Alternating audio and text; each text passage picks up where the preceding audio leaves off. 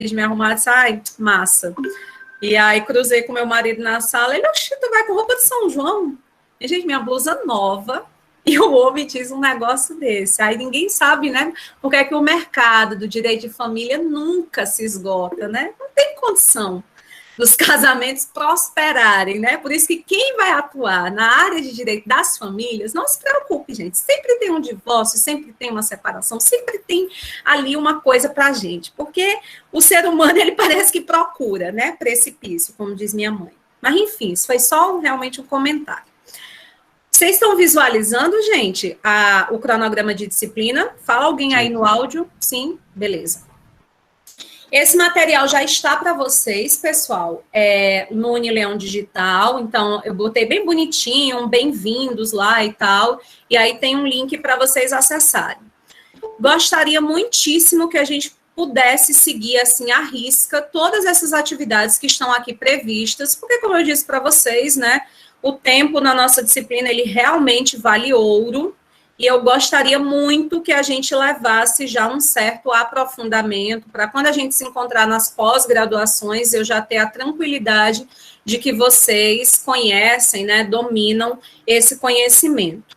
Então, para hoje, a gente vai apresentar o cronograma de disciplina, né, que é isso que a gente está fazendo agora. Então, você já sabe o que é que vai acontecer, para não ficar aquela coisa, né, de, eu não sabia, o que é que vai ter. E aí, gente, a partir da semana que vem, tá aqui, discriminado. Cada conteúdo, por onde você deve estudar, e aí tem o capítulo do livro, né? E o link do Unileão Digital vai ser sempre esse que a gente está usando hoje. Eu até deixei lá a observação no Unileão Digital, é um link fixo. Sempre que a gente tiver alguma atividade, por exemplo, eu marquei já aqui a nossa parcial 1, né, dia 30 de agosto, a gente vai continuar nesse mesmo conteúdo. Dia 6 de setembro, a gente vai ter aí essa quebra, né, esse feriado, porque o sindicato entrou com uma ação, nem entendi bem por que foi, parece que porque não teve feriado de carnaval, enfim. Sei que nessa semana de 6 de setembro a gente não vai ter aula. Dia 13 a gente tem a aula, e aí já tem o conteúdo, inclusive uma revisão de uma coisa que a gente já estudou em História do Direito, mas que aqui a gente vai aprofundar, né, com o olhar da hermenêutica. E aí, dia 20 de setembro, a gente vai fazer a nossa avaliação parcial 1. Então, esse cronograma aqui é vida, né, gente? Que você já sabe, 20 de setembro, para os que trabalham, enfim, eu já tenho como manter ali uma lógica. Dia 20 de setembro, eu já posso combinar, de repente, com o meu chefe para sair mais cedo, não perder o horário, porque a gente vai ter ali uma avaliação, né? Vamos fazer através do Unileão Digital e tudo mais. Muito provavelmente, as avaliações, elas vão continuar seguindo o modelo do que foi semestre passado, né? Ficarão disponíveis aí 24 horas. Mas se a gente puder aproveitar o momento da aula para fazer, melhor ainda. E aí, gente, tem tudo aqui de conteúdo, ó. Essa aula do dia 27 de setembro, só para que vocês saibam, é a mais importante do semestre, né? O conteúdo que é basilar, ele, né, leva toda a disciplina, a gente vai estudar todos os métodos de interpretação, tanto do positivismo quanto do pós-positivismo jurídico. Então, uma interpretação histórica, uma interpretação sociológica, uma interpretação exegética, né? Então, essa aula aqui vai ser bem bacana, bem importante. 4 de outubro, a gente marcou a AV1, mas a gente não sabe se de fato vai ser, né? Porque vocês sabem que esse calendário de avaliações, ele é montado junto com os representantes de turma. Mas se não for no dia 4, vai ser no dia 10, né? Que é a segunda, aliás, vai ser no dia 4 mesmo, porque a gente só tem aula nas segundas-feiras e a segunda-feira seguinte vai ser feriado. Então, nossa AV1 certamente será dia 4 de outubro, e aí a gente vai ver todos esses conteúdos, né, que a gente tem estudado até aqui sendo cobrados. No dia 18, a gente vai estudar os fundamentos da modernidade, os elementos da modernidade jurídica. A gente vai ter aqui também, né, no dia 25, Primeiro a gente vai montar e explicar o que foi a lógica da racionalidade moderna, para na aula da semana seguinte a gente explicar como é que essa lógica está sendo destruída, completamente modificada, né, numa grande crise epistemológica. E aí a gente vai falar sobre pós-positivismo, direito livre, ativismo judicial, a ideia é que a gente pegue decisões polêmicas, que a gente analise principalmente a atuação do STF, né, que está na crista da onda, uns defendendo e dizendo são interpretações que valorizam, né, a dignidade da pessoa humana, que estão buscando a justiça em essência, não na literalidade, enquanto que outros dizem de forma alguma, está prejudicando a segurança jurídica, ninguém sabe mais o que é direito, o que não é, porque vai depender da cabeça do ministro, da vontade dele, né, numa verdadeira usurpação do que é o poder legislativo. Então, a gente vai ter várias aulas, né, para pegar decisões desse tipo, para não ficar só aquela coisa teorética, né? A gente fala um pouco de teoria, é claro, isso é necessário, mas aí a gente leva para a prática, né? A gente vai dizer assim, e como que está acontecendo na prática? Como que uma decisão que utilizou esse tipo de interpretação, ela aconteceu, né? No TJ do Ceará, no TRF da 5ª Região, no STF. Então, a ideia é que a gente consiga sempre mesclar, né, essa coisa da teoria com a prática. E aí, encerrando os nossos trabalhos, nós vamos falar sobre a dignidade da pessoa humana, né, e o novo Código de Processo Civil e as contribuições para a hermenêutica jurídica. A partir de dia 15 de novembro, a gente vai ter feriado, né, temos aí 2 feriados ao longo do semestre, e aí a partir do dia 22 de novembro, a gente vai ter 2 semanas para as parciais 2, né, eu vou já explicar de forma minuciosa as avaliações, mas só para que vocês vão vendo aí as datas. 6 de dezembro, né, a gente já naquele clima super natalino e tudo mais, fazendo a V2. 13 de dezembro, segunda chamada, para quem porventura não tenha conseguido, né, realizar a V1 ou a V2. E 20 de dezembro, realmente só aquela pessoa que ou me ama muito, se apegou, né, não quer ficar longe de mim, então vai até o fim, até o último dia, ou aquela pessoa que realmente me odeia e quer me deixar de castigo até os 45 do segundo tempo, fazendo a VF em plena véspera de Natal, entristecendo o coração de Jesus, né, que ainda irá nascer.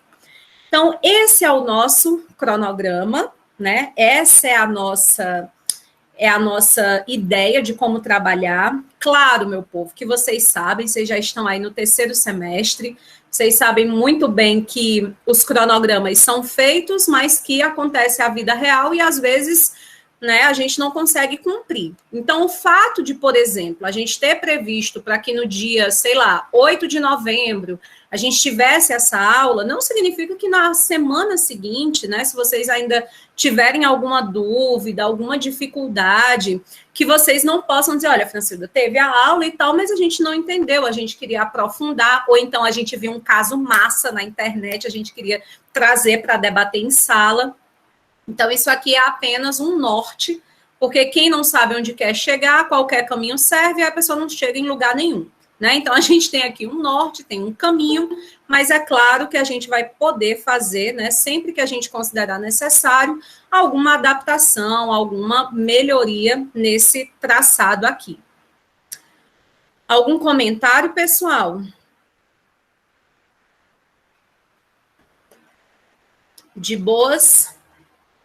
Então, vou falar um pouquinho sobre as nossas avaliações. Deixa eu ver se tem alguma coisa aqui no chat.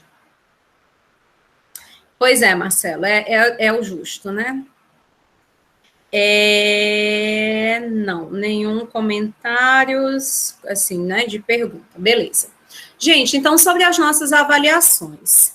Para a nossa AVP1, quando é mesmo que vai acontecer a AVP1, né, que é a primeira que a gente vai fazer, vamos olhar... Acho que é 20 de setembro, isso, dia 20 de setembro. Pessoal, dia 20 de setembro, o que é que eu espero que vocês já saibam, de forma clara, assim, dominando mesmo? Vocês já compreendem as raízes filosóficas da hermenêutica nesse momento, vocês conhecem cada um dos filósofos que construíram esse conhecimento enquanto conhecimento científico. Ou seja, vocês sabem o que é que o Gadamer fala a respeito, o Schleiermacher, né? Vocês sabem o que é o círculo hermenêutico, vocês já sabem disso. Vocês também já deverão saber a diferença entre interpretar, aplicar, preencher lacunas dentro do direito. E espero também que vocês já tenham entendido a importância da atividade de interpretação para o jurista. Porque é isso que a gente vai focar até o dia 20 de setembro. Nós vamos trabalhar com esses 3 conteúdos, basicamente.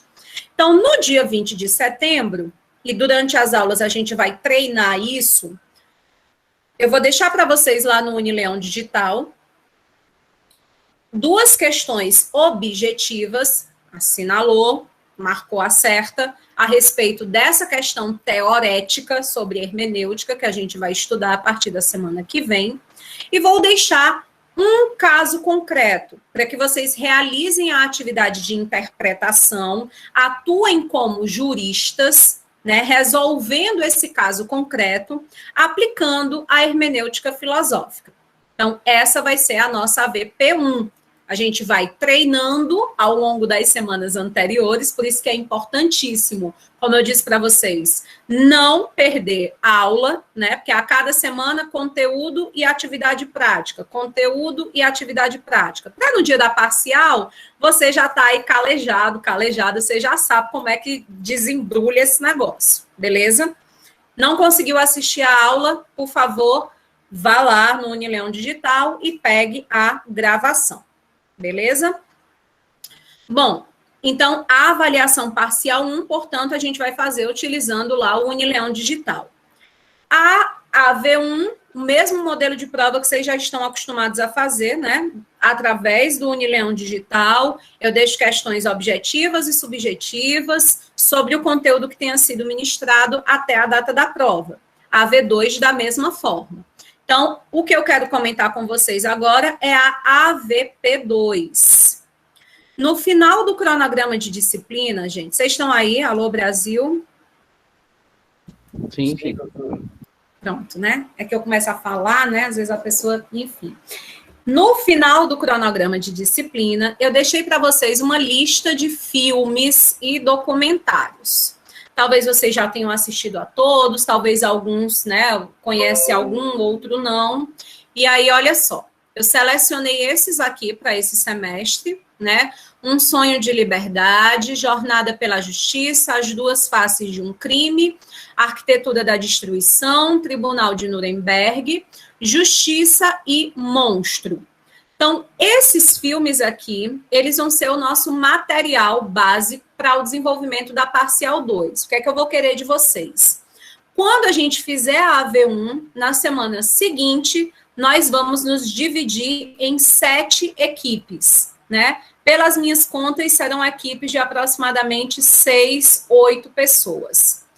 Vamos fazer um sorteio e cada uma dessas equipes vai ficar responsável por um desses filmes, né? Então, quando a gente fizer o sorteio aqui em sala de aula virtual, por exemplo, o Demétrios, a equipe do Demétrios ficou com As Duas Faces de um Crime. Pronto. O que é que vocês vão fazer? A equipe irá assistir o filme, vocês marcam uma reunião no Meet, vocês criam um grupo no WhatsApp, vocês fazem como vocês acharem melhor. Mas depois que cada um tiver assistido o filme aí na sua casa, vocês se encontram para debater os aspectos hermenêuticos desse filme. Cada um deles, de forma direta ou indireta, vai estar tocando em um dos conteúdos que a gente vai estudar aqui ao longo do semestre. E aí, o que é que a gente vai fazer?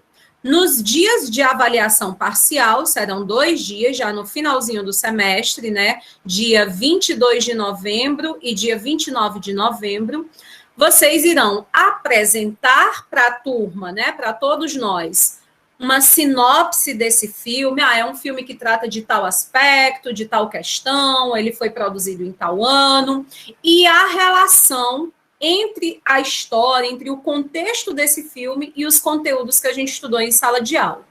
Ao mesmo tempo, então, 2 ou 3 pessoas no máximo ficarão responsáveis pela apresentação, aqui no Meet, na sala, ao vivo, câmera ligada, aquele negócio.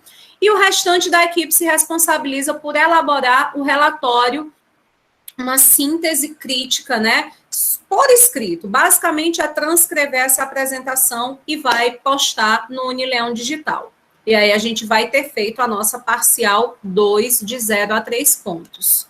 Então, basta um relatório por equipe, né? E esse relatório vai trazer, então, a relação do filme, do conteúdo, dos aspectos sociais, psicológicos, filosóficos desse filme em relação à hermenêutica jurídica. Pessoal, eu super recomendo que quem tenha tempo, né, às vezes no final de semana que a gente tira para relaxar, para descansar, eu sempre gosto de descansar estudando, né? Adoro. Então, às vezes a gente está assistindo um conteúdo, um documentário, um filme, tem uma temática super relevante para a nossa formação, né? E a gente está ali também no momento de descanso, tá? Com familiar, enfim. Então, eu vou deixar essas indicações para vocês. Claro que vocês não têm a obrigação de assistir todos eles, você só vai ficar responsável pelo da tua equipe, mas eu acho que esses materiais aí podem ser interessantes. Teria várias outras recomendações, inclusive quem é cinéfilo, né, quem gosta disso. Se quiser falar comigo no WhatsApp, vocês viram que eu deixei meu número, né, no Unileão Digital, e também já estou no grupo de vocês, então vocês têm acesso facilmente ao meu número. Eu posso mandar algumas outras indicações, né? O Leitor, o Pianista, uma série antiga que só, mas que está disponível no YouTube, Holocausto, fantástica, Meryl Streep bem novinha, que trata, a gente vai falar muito aqui sobre Segunda Guerra Mundial, sobre nazismo, por conta dos impactos, né, que o Tribunal de Nuremberg vai ter no pós-positivismo, na nova retórica. Então, né, quem quiser mais indicações, fala comigo, né, que eu vou passar com o maior gosto. E essa é a nossa programação. Ficou alguma dúvida, gente, sobre as avaliações ou alguma sugestão que de repente a gente possa abraçar desde já?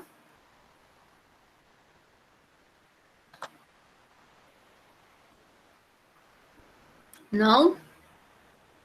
Desse trabalho. E quando eu falei do diferencial pedagógico Coloquei da Leão... aqui, opa, ainda está na palestra, ainda está na fala do professor Jaime, viu, gente? Eu estou alugando vocês, mas eu não estou fazendo vocês perderem a palestra da professora Carolina Borges, não. Vocês ouviram a fala do professor Jaime. Porque o professor Jaime, vocês já sabem, né, minha gente? Com todo respeito, meu patrãozinho amado, corra mais linda. Ele está dizendo, a Unileão, não sei o que, não sei o que, não sei o que. Isso aí é melhor a gente falar do cronograma. Aí depois, quando a mulher começar a palestra, eu libero vocês. E eu estou acompanhando aqui. É um olho no peixe e outro nos gatos e gatas. Enfim, e aí, meu povo? Dúvidas, sugestões? Não vou dizer aquele negócio, né? Fale agora ou cale-se para sempre. Eu vou dizer o contrário, né? Fale hoje, fale agora, fale nas próximas semanas, porque a gente não tem como saber. Eu sempre digo isso, ó, por exemplo, eu estou vendo 3 pessoas aqui no vídeo, isso é ótimo, porque a gente tem algum tipo de feedback, né? Mas a maioria de vocês estão com a câmera desligada. E eu não sou não, viu, minha gente, que fica, liga a câmera, vamos ligar, pessoal, por favor, gente, liga a câmera. Eu não vou ficar fazendo isso, porque vocês já sabem, né, que tem a coisa que é legal, mas eu entendo que tem dia que a gente não está apresentável, não quer que o povo veja, né? Que a casa está bagunçada ou que tem barulho, enfim, eu super entendo, tranquilo. Quiser ligar, liga, não quiser ligar, não liga, não tem problema. Porém, pessoal, quando a gente está presencial, fica mais fácil sentir se a turma está com a gente. Sabe, às vezes você está dando aula e você percebe que a turma não rolou química, não está rolando química. Você vê que o pessoal está mexendo no celular, você vê que o pessoal está bocejando, você vê que tem gente que está debruçado na carteira. E aí, naquele momento, né, a gente, né, que tem, enfim, são 8 anos já nessa brincadeira, né, a gente já procura um outro recurso pedagógico para tentar chamar a atenção da turma. A gente, às vezes, planejou a aula para ser de uma forma, vai dando uns 10, 15 minutos, a gente vai vendo que o negócio não está fluindo, a gente pensa ali, tem o plano B sempre. Mas aqui, minha gente, eu não tenho como fazer isso. Porque como eu não estou vendo vocês, eu não tenho como sentir a turma, né? A gente fala isso, eu estou sentindo a turma, não tenho como sentir a turma. Então, por isso eu peço de vocês muita sinceridade, muita transparência. Eu acho que vocês já puderam ter percebido um pouquinho disso em história, e eu acho que agora vão perceber cada vez mais. Eu sou uma pessoa muito acessível, né, para ouvi-los. Então, quando vocês me trouxerem uma sugestão que eu vejo que é possível que a gente abrace na disciplina, a gente abraça. Quando não for possível, eu vou justificar porque é que não é possível, mas eu acho que é muito importante isso, sabe? Eu vou logo dizendo para vocês, eu acho muito chato receber recado, né, quando vocês poderiam ter falado diretamente comigo, sabe? Às vezes acontece isso. Professor Otto, professor Cristiano, professora Francildo, o que é que está acontecendo na turma tal? Eu digo, nada, eles me amam. Ave Maria, tá tudo ótimo. E aí, não porque um aluno nos procurou contando isso, aquilo, aquilo. Eu digo, mas minha gente, não falou comigo por quê, né? Só eu não sabia. Então, isso é muito chato, minha gente, né? E eu acho que a gente está aqui numa relação muito horizontalizado, tá bom? Não é da boca para fora, toda a minha prática pedagógica me leva a isso, né? Eu não gosto de me rotular nada. Eu não sou nem Pericê, nem Freire, nem ninguém. Eu sou eu, né? E tem 3 coisas que eu valorizo demais: sensibilidade, empatia e bom humor. Então, se a gente conseguir levar, né, dessa forma, eu acho ótimo. Então, por favor, sempre que possível, tem algum problema, tem alguma sugestão? Porque a professora disse que tinha que apresentar o seminário com a câmera ligada, e eu estava nesse dia com o celular, e aí ela vai baixar minha nota e vai me matar, eu vou morrer. Nem tinha falado comigo, né? Já tinha todo esse imaginário construído. Então, não vamos trabalhar dessa forma, isso é uma coisa muito importante para ficar dita no primeiro dia. Pode até parecer enchimento de linguiça, mas essa aula aqui, essa gravação, essas informações, para mim, são as mais importantes do semestre. Porque quando a gente, né, sabe quais são as regras do jogo, para depois ninguém se sentir violado. Não podia fazer isso, ninguém me disse que era assim. Então, eu acho que esses eram os meus recados, tá bom? Os mais importantes. Deixa eu ver se o professor Jaime ainda está dizendo aqui aquelas coisas bonitas. Da Leão Sampaio, não sei o quê. Deixa eu ver aqui, viu? Peraí. É porque o estudante da Unileão faz tanta prática e Ele ainda está dizendo. Pronto, então eu posso falar da nossa bibliografia. Minha gente, a professora Carolina Borges é maravilhosa. Por isso que eu não vou deixar vocês perderem a palestra. Ela é incrível. A gente está fazendo um curso, a gente, que eu digo os professores, né? Os que querem. Disponibilizaram para a gente na comunidade de aprendizagem. Eu estou aluna dela. E eu estou, assim, só amando. Sobre esse negócio que está na moda agora, né? Soft skills, hard skills. E aí ela está fazendo com a gente, né? E massa. Ela é massa. Mas ela ainda não chegou, então segue o baile. Bibliografia. Vocês vão encontrar, gente. Oi, David, fala aí. Professora, só interromper a senhora um pouquinho. Eu acho que eu sou o falão da turma. Interrompe de jeito nenhum, gente. Professora, eu queria... não vou sugerir, porque quem sou eu para estar colocando o meu ponto de vista nas aulas dos professores? Não, Deus me livre.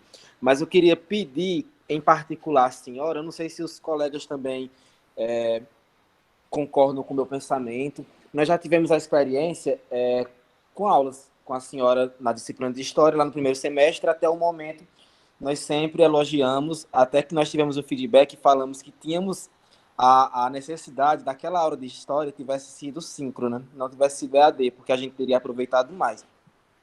Aí, o meu pedido seria o seguinte: se a senhora poderia também estar disponibilizando algumas atividades, assim, de casos concretos mesmo, poderia valer ponto ou não, no decorrer dos meses, mesmo das semanas, para estar resolvendo. Porque, assim, a ausência, pelo menos alguns colegas me procuram e falam, e eu também sinto isso, a ausência de resolução de atividade. Às vezes tem professor que joga muito conteúdo, muito texto para a gente ler, mas a gente não pratica, a gente só lê e debate na hora da aula. Então, eu sinto essa falta de construir resposta, de praticar mesmo. Aí eu falo por mim, caso a senhora pudesse também no privado mesmo, mandar, David, resolva essa questão, faz isso daqui, eu iria achar muito bom, iria agradecer imensamente. Eu não sei se os colegas também concordam comigo, mas essa é a maior ausência que nós temos, principalmente nesse período de aulas remotas.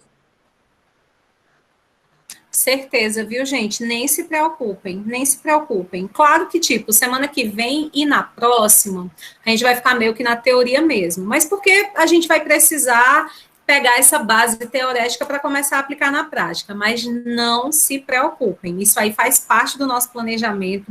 Muito obrigada, viu, David? Assim, você diz, quem sou eu para opinar? Você é a principal, você é a razão de eu estar aqui, né?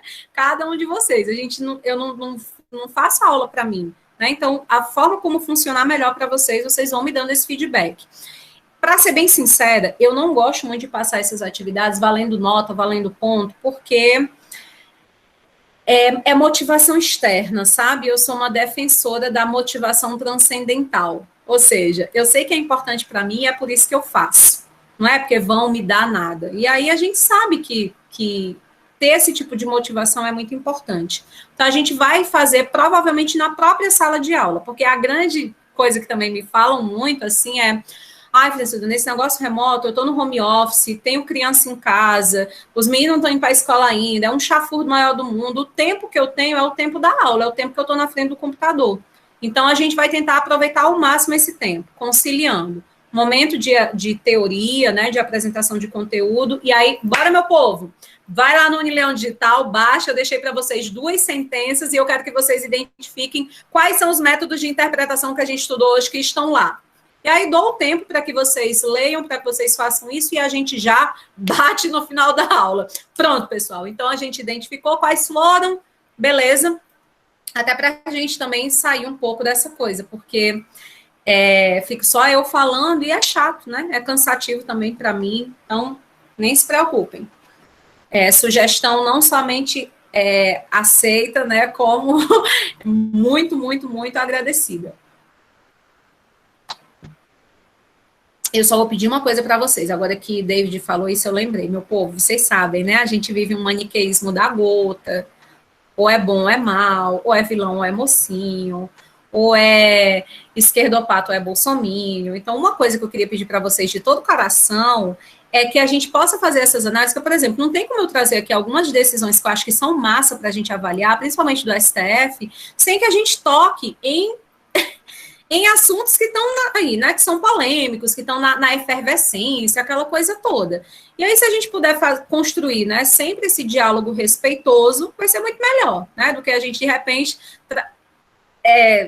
reduzir a nossa discussão, que poderia ter sido técnica, jurídica, normativa, a questões que não dá nem para dizer que são políticas, que na verdade são picuinhas. Então, eu vou pedir só isso, tá certo? Para que a gente possa, então, trabalhar sem a gente se preocupar. Todos adultos, né? Ninguém aqui, professora doutrinadora esquerdopata, não quero convencer ninguém de nada. Todos adultos e adultas, cada um sabe de si. E o que a gente quer fazer aqui realmente é observar na prática, inclusive muitos erros do judiciário. Vocês vão perceber na prática, infelizmente, o quão a hermenêutica jurídica ela está sendo verdadeiramente massacrada. E quem sofre com isso somos nós, né? Porque aquela ideia de justiça, de harmonização social, ela desaparece quando a norma é mal aplicada, mal interpretada. Então, isso também é importante. A gente vai ver aqui algumas decisões, não como exemplos para vocês do que fazer, mas exatamente o contrário, né? Quando o judiciário erra. Até para que a gente tenha a responsabilidade, né, de ver o quão esse conteúdo ele é relevante. Vamos falar de bibliografia, né? Eu deixei para vocês, gente, algumas indicações que estão, obviamente, na biblioteca virtual, porque é o que temos para hoje. Na biblioteca física a gente teria mais opções, mas eu sei que é injusto. Sei que eu estou dando aula aqui para gente que de repente está em Várzea Alegre, que está em Brejo Santo, que está em Campos Sales, às vezes está até no Pernambuco. Então, como é que eu vou dizer que o livro só tem na biblioteca física da Unileão e dizer, não, gente, mas a retomada gradual já começou? Não faz sentido, porque você não vai se destacar de lá para cá. Então, a gente vai trabalhar com essas indicações aí. Eu teria outras que eu considero mais interessantes. Por exemplo, o Lênio Streck é um cara que eu gosto bastante, mas a obra dele que eu costumo indicar só está na biblioteca física. Então, mas para compensar, aí a gente vai trabalhar com muitos artigos científicos, né, trabalhos que estão disponíveis na internet. Então, assim, essa bibliografia que está para vocês no cronograma da disciplina é o que eu chamo de bibliografia básica. Todos somos obrigados a ler isso aí. É o mínimo que se espera, né, de cada um de nós. Agora, as outras indicações que virão, possivelmente, em maioria, vindas de artigos científicos, aí vão ficar como sendo aquela nossa bibliografia complementar, para todos aqueles que desejam o aprofundamento, né, uma melhor discussão. Eu vou logo falando do livro da semana que vem, né, que é o nosso primeiro capítulo, o nosso primeiro conteúdo, Hermenêutica Filosófica, né, do Ricardo Soares. Você não precisa se preocupar em pegar esse nome agora, está tudo bonitinho lá no cronograma da disciplina, que já está disponível para vocês, né. Mas esse capítulo 1 do Ricardo Maurício Soares, ele não costuma ser unanimidade entre os estudantes, né? O pessoal às vezes reclama, considera que é uma leitura um pouco complexa, ou não tem uma coisinha mais fácil, não tem um material mais simples para você indicar. E aí, gente, a boa notícia é que esse material já é o simples, né? Já é o mais acessível, né? E a má notícia é que, mesmo ele sendo o mais simples, e aí simples não significa frágil, né? No que diz respeito ao conhecimento que está ali, mas é numa linguagem mais acessível. Então, por isso eu quero muita atenção de vocês na aula da semana que vem, na seguinte, porque a gente vai discutir esses conceitos da hermenêutica filosófica e eles, de fato, são um pouco mais complexos. Então, se a leitura não fluir a priori, né, não vamos ser aquela pessoa que desiste de primeira, né? Começa a ler, acha meio, não é para mim. Não faz isso, né? Vamos insistir nessa leitura, se por acaso também acontecer, talvez nem aconteça com vocês. Mas se por acaso acontecer, a gente insistir, saber que normalmente não é um texto que na primeira lida a gente já consegue extrair tudo que ele pode nos oferecer, tá bom? Ele normalmente precisa aí de um pouquinho mais da nossa paciência, do nosso tempo, mas vale a pena, né? Para o nosso aprofundamento. Eu acho que era prática, isso, gente, que real, eu tinha para colocar para vocês, né, sobre as regras do jogo, sobre como que funciona. Não vou fazer frequência hoje, né, já que a gente vai ter o momento da palestra, o horário CD, vocês têm aula normal, né, a palestra vai ser somente até às 8 horas. Então, se vocês tiverem... Tem alguma coisa que eu estou esquecendo de falar? Falei da frequência, né, que vai ser no final da aula. Falei das avaliações. Falei da nossa bibliografia. O nosso conteúdo. Eu não vou ficar lendo para vocês o cronograma, porque depois você dá uma olhada. Mas, basicamente, a gente vai estudar, gente, os métodos de interpretação do positivismo jurídico e os métodos de interpretação do pós-positivismo jurídico. Reconhecendo que, embora, como diria minha mãe, esteja mais em voga os métodos pós-positivistas, né, os métodos tradicionais do positivismo jurídico permanecem em vigência. Então, nós podemos utilizar, né, ambas as opções, com parcimônia, sempre. Tranquilo? Então, tá ótimo. Então, vamos lá aproveitar a professora Carolina, né? Eu já estou aqui ligada no YouTube. Peço que façam o mesmo. Não façam igual. Já contei a vocês, né? Do dia que, quando era saudosamente presencial, que eu dando aula de direito urbanístico, toda a aula a gente falava como era ruim o fato de que a gente não tinha a participação popular na elaboração das diretrizes urbanísticas. Aí, um dia, a Unileão foi escolhida, né, como local para que acontecesse uma audiência pública para discutir o plano diretor de Juazeiro do Norte. São uns 4, 5 anos atrás. Aula de direito urbanístico, uma discussão sobre o plano diretor, o que é que eu faço com a turma? Liberados, vamos todo mundo para o auditório, acompanhar a discussão. Eu pude sentir na pele o que Jesus deve sentir todos os dias.